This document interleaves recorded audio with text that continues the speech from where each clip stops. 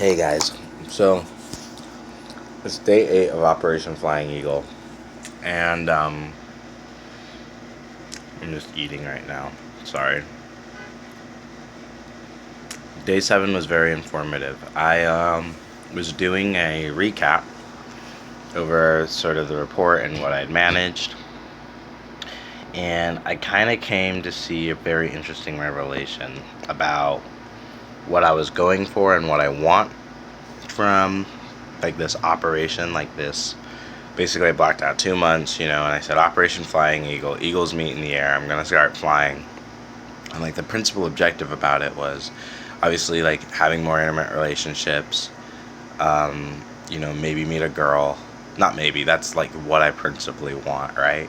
But also just like having like good friendly relationships and just like really positive relationships, right? And getting that structure stabilized, because when I looked at the life envisioning mastery, the all my life structures were pretty stable outside of intimate relationships and community.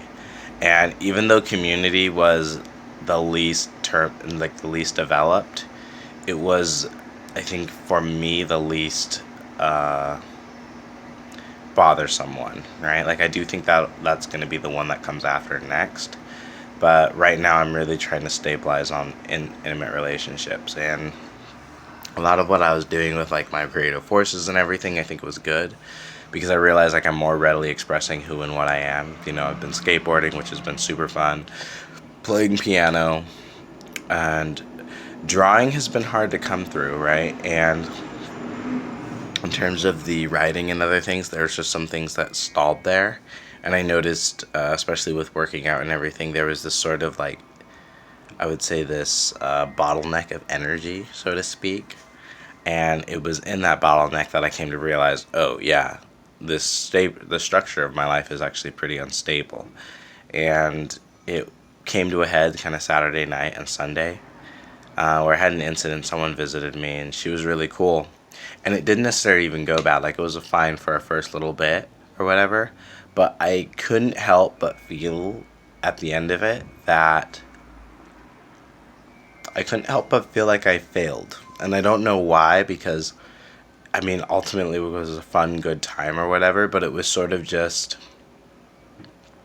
I guess, sort of unceremoniously being left and not necessarily fully embraced. I don't necessarily think I did any bad, but I don't think I did any good either. And I definitely felt that there was something off about how I was being. And it's funny because I think I've been so used to being off in this circumstance, I don't even know what on. I I mean, I know what being on feels like. I think it's just something that I haven't experienced it so readily that I have to, these very sparse reference experiences that I'm pulling from when I think about what it's like to be on versus off is just sort of like my main mode. And that was an interesting revelation because I really came to see that in that circumstance. And then there have just been so many times where I felt like there have been some things that have been really, really bad circumstances, like when that girl flipped me off, or like when people even argued with me, and I'm like, that went well, and I knew it because I was turned on and I wasn't worried about it. Versus other things when on the surface it looks like everything's fine, but inside I'm just like, there's something off there. Like I didn't quite show up the way I wanted to there, and I think as I started pulling into this inner awareness, one of the things I became really aware of, or that I'm starting to see more and more, is that I tend to distract myself a lot from this loneliness and like the issues I'm having with women and like a lot of these things. And I mean, I've leaned into it so hard for so long, and there's this, like, I'm very fatigued, honestly. I'm very fatigued thinking about it and working on it. But I do feel like I'm at the point where there's a lot more behind me than in front of me.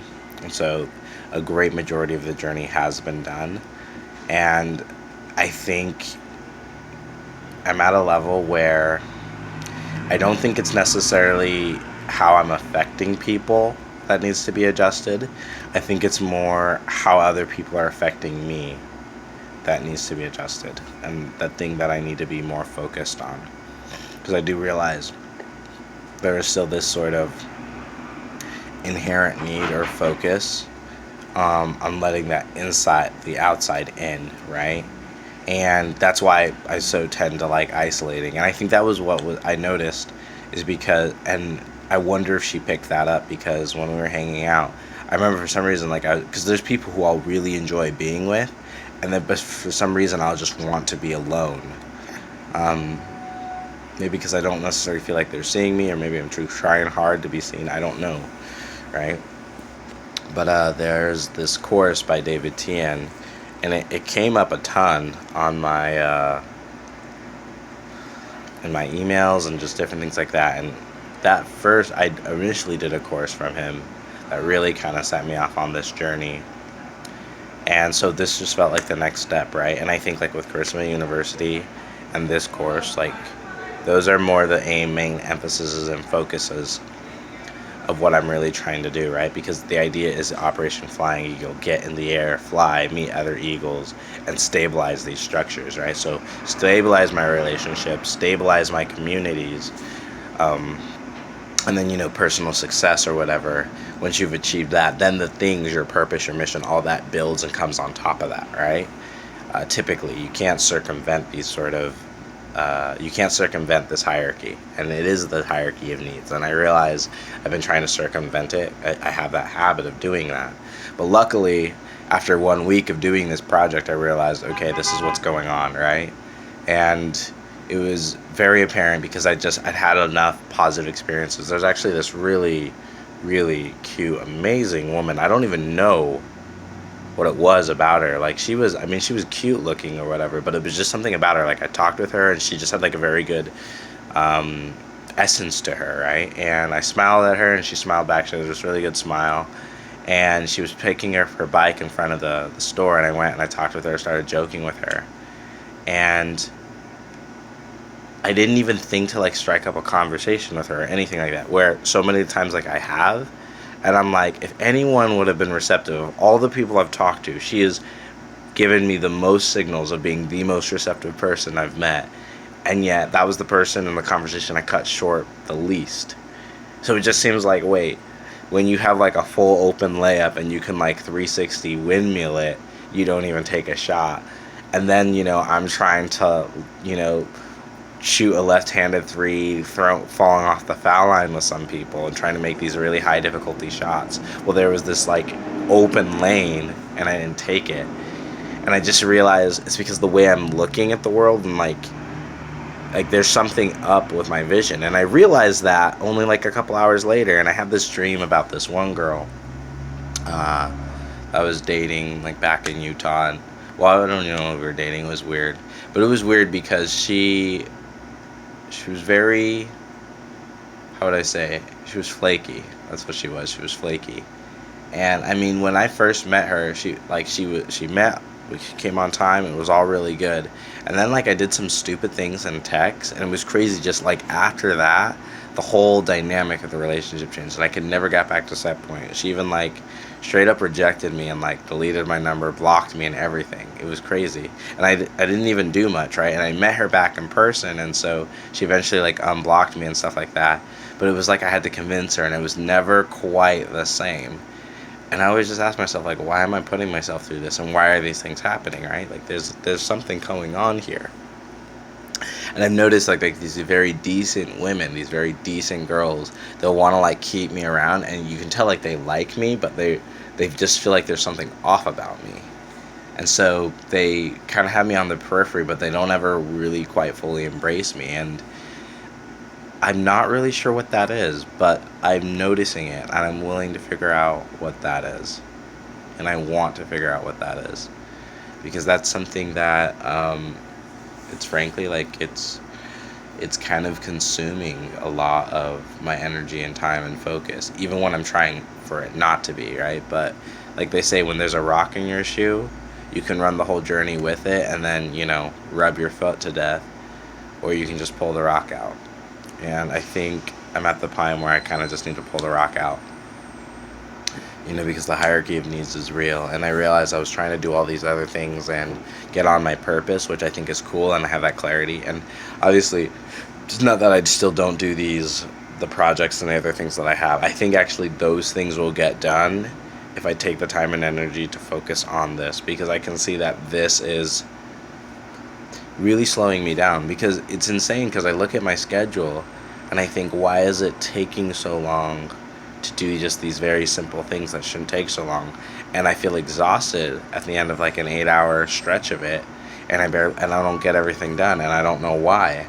And I even can just feel it like after this 1 week. So I'm really grateful that I pushed so hard this week. Crashed on Wednesday, which was like the really big kind of give day. Um, but I realized that there's this sense of it's not only the loneliness, but I think it's just like I need to start listening to myself and realizing, okay, like even when you have the solutions or the opportunities here, you're not taking them, man, and you're not knowing how to solve them. You're not knowing how to capitalize. And so it's one thing where you're trying to figure out how to create openings in the game. It's another thing you have openings, but now you don't know how to score. And it's like, okay, so what's your real issue here? Is it that you don't know how to create opportunities, or you don't know how to finish? And I think and one thing I've realized is that in terms of the game of dating, I'm probably an above average ball handler. Like, I can create openings all I want, and I can make, and I've gotten really good at taking and making some very deep, high degree of difficulty shots. But like what makes the great players is that they know their lane, they know what they're good at, and they always create that opening, and they know how to take advantage of it every single time, right? And I feel like I'm a bit of an Allen Iverson. I take very high difficulty, hard shots, and I don't have to be Allen Iverson, because that's not my build. And like, I just have more that I can offer. That's my willingness alarm, playing to The Man with the Machine Gun. It's one of my favorite songs.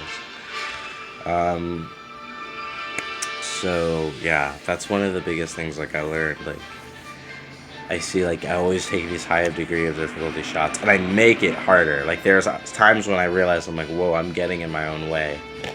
And even doing like Charisma University, that's one of the things I noticed and see, like, I get in my own way a ton. And so I have to kind of learn. I'm learning how to get out of my own way and to really just fully embrace who and what I am, and just be more. Not be more, but just allow myself, right? Because I have it all inside me already. It was weird, man, like getting to that kind of open honesty where, like, yeah, like the reason this is screwing up is because I'm seeing the lane, and instead of driving to the cup and like finishing like a freaking man, two-handed jam over everybody, like I'm still doing these high difficulty shots when it's like, you don't need to, man. You have the openings right there. But it's because I can't see them, right? And you can't see them because like I haven't been trained or whatever. And sometimes you just suck at things. Sometimes you're just not good. And I think like sometimes like part of getting better in life is just realizing like, okay, I suck at this, and I'm failing a lot, and I'm failing a lot at it because I suck, and that's okay. It's okay to suck. It's okay to be bad at something, right? There's plenty I'm bad at. But the things I want to get better at, I'm getting better at. Like with skateboarding, I sucked at it, but I'm a heck of a lot less sucky this week than I was last week, when I didn't have a skateboard and wasn't starting, and because now I can push, right, and I can do like kind of a kick turn sort of.